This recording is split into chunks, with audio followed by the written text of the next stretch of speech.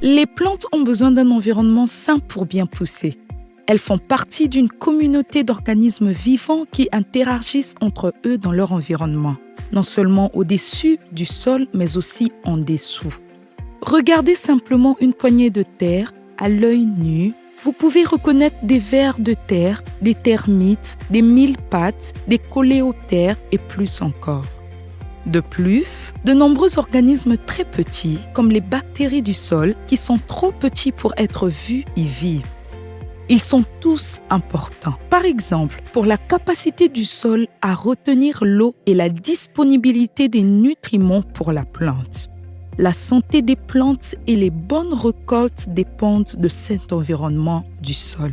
Cependant, des pratiques telles que le labour intensif et la combustion des résidus de culture détruisent l'espace de vie des petits organismes. L'utilisation excessive d'engrais synthétiques et de pesticides chimiques peut également causer d'énormes dégâts.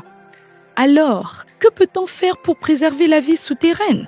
Par exemple, laisser les résidus de culture sur le sol car ils servent de nourriture aux petits organismes. Beaucoup de ces petits organismes vivent dans le compost. Une fois le compost appliqué aux champs, les racines des plantes échangent des sucres végétaux avec eux contre de l'eau et des nutriments.